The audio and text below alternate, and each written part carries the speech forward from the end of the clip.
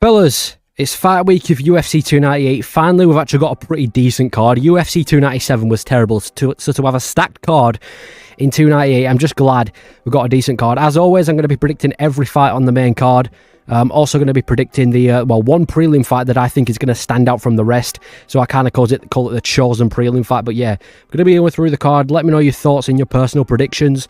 But we're going in there with the first fight, which is Val Woodburn versus Auburn Elliott. Now, I'm going to be honest, I don't know too much about either of these guys. Obviously, I know Woodburn from getting knocked out by Bo Nickel, which is why I've chosen this matchup, because I'm intrigued to see what Woodburn does.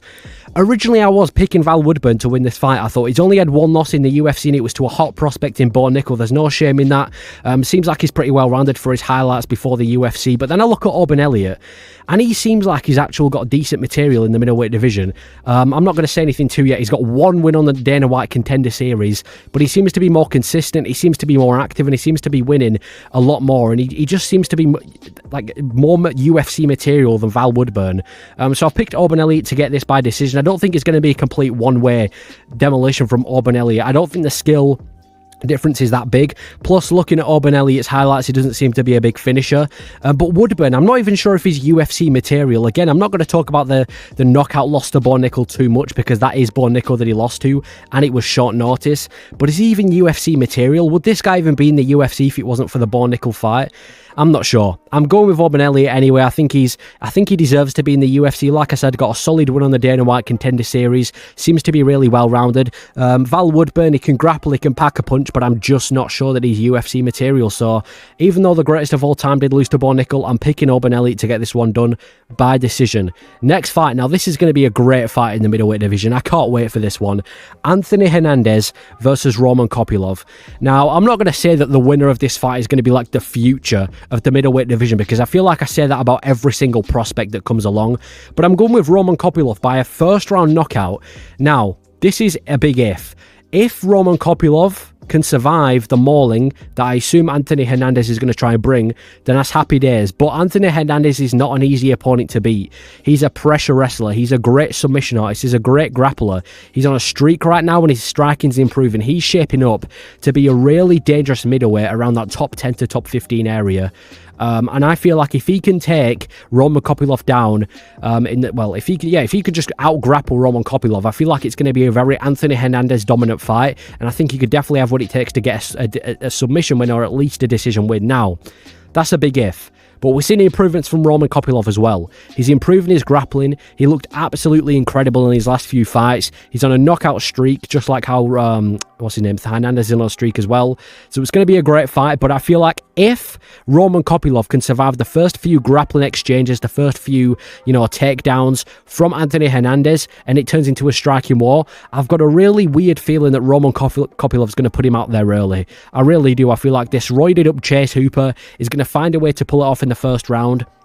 And as good as this fight is going to be, I really do feel like Roman Kopylov's going to get some random ass knockout in the first round. So Roman Kopylov in the first round, if he can, obviously if he improves this, takedown defense, and if he can survive the grappling early on from Hernandez, I feel like it's going to be a Kopylov win. But I'm going to take a gamble and go for the first round. So that's my prediction for this fight. Next fight. Now, this is a really entertaining fight. We were supposed to see this fight before, and then we were supposed to see Ian Garry versus Luque, and I'm glad they've not rescheduled that fight, because in my opinion, Jeff Neal is a tougher fight than Luque. I mean, he's literally just beating him as well.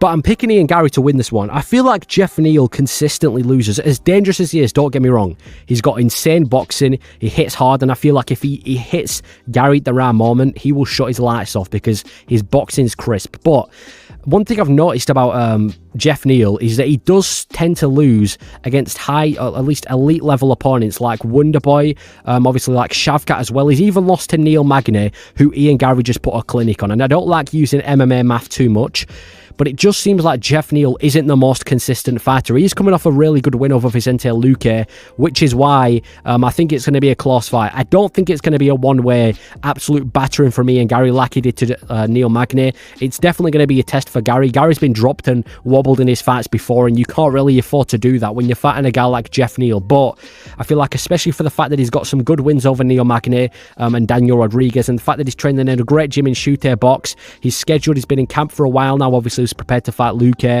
I think Ian Gary's going to pull this one off. I know you might not like him, but we've got to acknowledge his skill. And it's a big win for Ian Gary as well, because if he can get past Jeff Neal, it's going to get to the point where we're talking about potential #1 contender matchups for Ian Gary. But yeah, dangerous fight for Gary. It's going to be competitive. It's not going to be easy.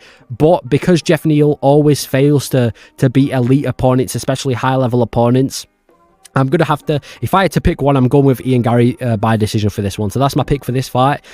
Next fight, this is going to be a grappler's wet dream. If you're a fan of grappling, you're going to be a fan of this fight. Morab versus Henry Cejudo.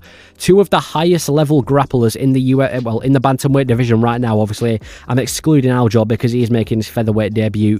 But no, I'm going with Henry Cejudo to win this fight. Now, a few people are probably going to be shocked about this because obviously Morab, he's this hot prospect in the bantamweight division. He's coming off a really dominant win over a former champion in PTN. But I think stylistically, this is a really bad matchup for Morab. In fact, I'm going to go as far to say this is the toughest matchup for Morab out of every bantamweight right now. Henry Cejudo, this guy with a massive wrestling background before MMA, and obviously we saw what he could do with his wrestling in the UFC. Even though he wasn't the best at transitioning his wrestling to MMA wrestling, it was still high level. And Morab, we've seen him do what he did to Jan. Everyone knows what he did, but I'm not sure that's going to work against a guy like Henry Cejudo, who's got this high level grappling. We saw him against Aljo after a layoff, and it wasn't the best Cejudo we've ever seen.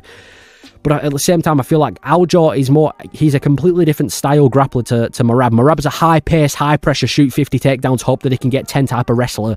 And that's not going to work against a guy like Henry Cejudo, who's going to have takedown defense on point. And I feel like it's going to get to the point where they're either going to be holding each other against the cage a lot, and it's going to be quite a lot of striking because they're cancelled out grappling. And striking-wise, I'm going to go with Henry Cejudo to win this one. I've not really seen anything from Morab on the feet besides him setting up takedowns, whereas Henry Cejudo, obviously, he packs a punch in the bantamweight division. He's not, in the elite strikers, but he can strike, he can hold his own, he's got decent kickboxing. And I'm going to go Henry Cejudo to win this one by decision. It's going to be a close fight, and it's a really difficult one to predict, but I feel like he's going to upset the party, he's going to upset the Morab fans, and I'm going with Henry Cejudo to win this one by decision because of the striking advantage that I think is going to come when the grappling's cancelled out. So I'm going to Cejudo to win this one, but it's a massive fight in the bantamweight division. If Morab can win, undoubtedly he deserves a title shot. If Cejudo wins, they're probably going to give him a title shot. Maybe he needs another fight. I'm not sure what they're going to do with him, but solid fight, and I can't wait for this one. Co-main event, Whitaker versus Costa.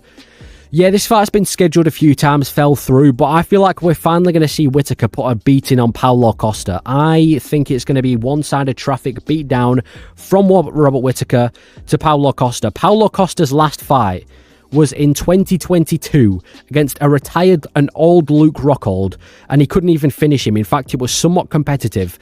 I know Whitaker's coming off a bad loss to Dricus du Plessis, but that guy's the champion now. Look at what Whitaker did to Marvin Vettori, who, by the way, beat Paulo Costa when he was undersized. Look at what Whitaker did to Adesanya in the rematch. It was a close fight. Look at what Adesanya did to Cannonier. I feel like ever since Paulo Costa, ever since like the Hendricks fight and the Yoel Romero fight, it feels like he's kind of regressed as a fighter. He's been really inactive. He's missing weight. He keeps pulling out of fights, and I'm just not sure he's dedicated to the sport of MMA anymore.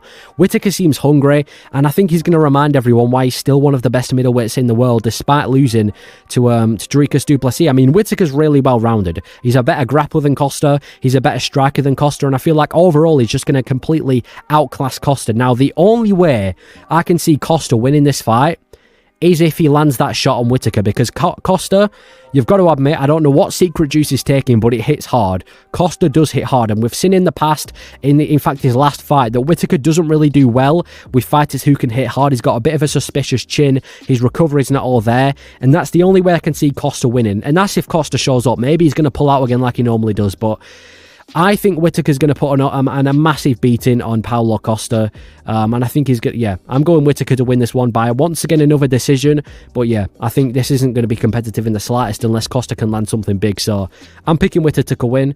And then finally, the main event. I can't wait for Bruce Buffer to announce this fight, man. It's going to be such a good...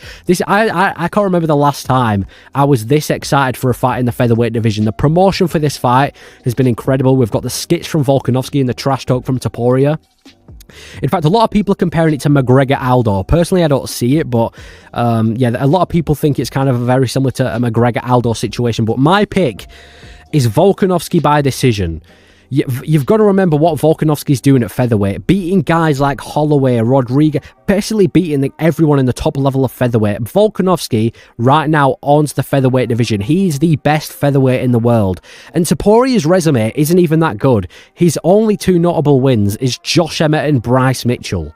Those are his two only wins. He hasn't had to beat a Rodriguez or a Holloway to get here. That's his only two wins. Who else are we including? Ryan Hall, like Jai Herbert. Who else are we including? Because those are his only two notable wins. Now, I will admit, he's a difficult fighter for Volkanovski. Volkanovski's coming off a knockout loss to Islam Makhachev, and Topuria hits hard. He's got great boxing, and most importantly, he's super well-rounded. He's got amazing jiu-jitsu and wrestling overall.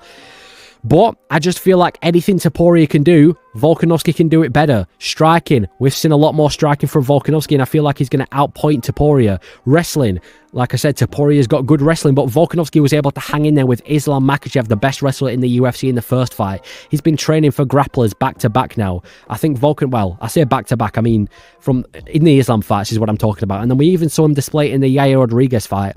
Overall, Volkanovski, I feel like he's much more well-rounded than Ilia Topuria, and he's going to be able to pick him apart. I don't think he's going to be a one-sided complete battering. In fact, I can definitely see Topuria somehow dropping Volkanovski in like a couple of the rounds, just because of the boxing and the power that he has. So I can definitely see Topuria dropping Volkanovski, but overall, it's going to be competitive. But I think Volkanovski is going to do what he normally does and once again beat another featherweight. Now, if someone's going to get a finish, it's going to be Topuria. I can see Topuria landing a big shot, a big knockout shot on Volkanovski, especially considering he's just been knocked out by Islam Makhachev only in October of last year.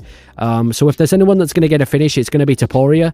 But I'm picking Volkanovski. But overall, this is a stacked card. I'm super excited to have a decent pay-per-view back. But yeah, let me know who you've got for the main event. Do you have Volkanovski? Do you have Topuria? And for the rest of the card as well. Hope you enjoyed the predictions. Hope you agreed with some of them. And thank you for watching.